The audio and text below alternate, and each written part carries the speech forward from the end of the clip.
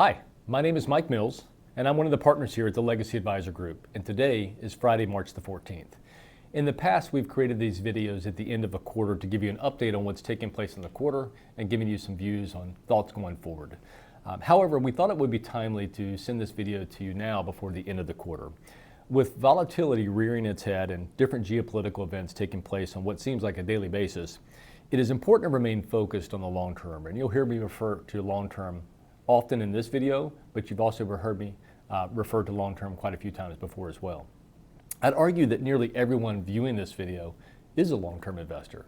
Let's define long-term for a moment. Long-term is if you have 2 years, 3 years, or greater, typically 5 years or longer of investment timeline, you're a long-term investor. So we would encourage you not to focus on short-term volatility in the market. After all, markets change, politics change, and economies change.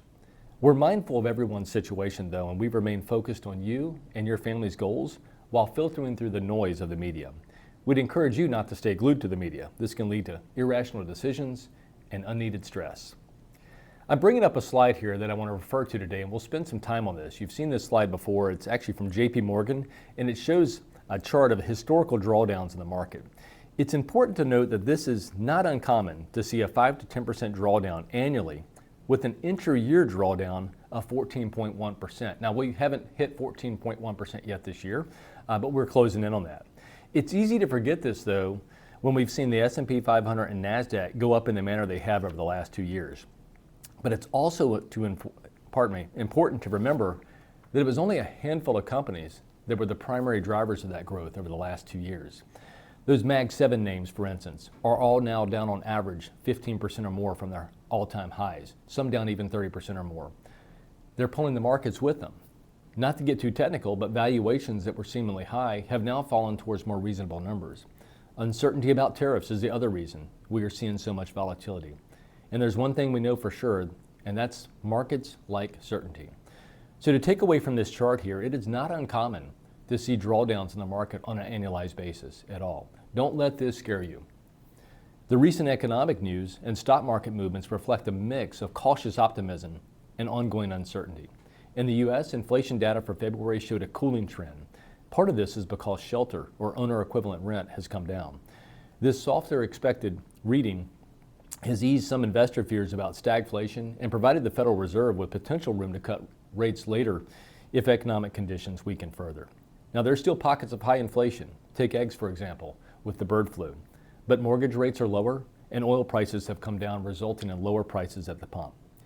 Globally, economic concerns are heavily influenced by these tariff policies. Depending on the day, these are changing rapidly.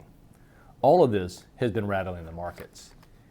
We talked about intra-year drawdowns earlier. The S&P 500 just entered correction territory 2 days ago in the market. A correction can be defined as a 10% drop from highs. The NASDAQ is already there for this year. While volatility is not enjoyable, it can open opportunities and remind us why we stay diversified. Value, and particularly international investments, are doing well this year. We remain focused on long-term investing and see declines in the market as opportunities to add to positions. Wrapping up, markets are navigating a complex landscape of cooling inflation, tariff-driven volatility, and sector-specific pressures. Volatility is likely not over, but volatility is not a bad thing for long-term investors. We remain long-term focused and encourage you to do the same. Instead of watching the noise in the media, spend time with family or go for a walk. And if you have questions, please give us a call. On behalf of the Legacy Advisor Group, thank you for your trust.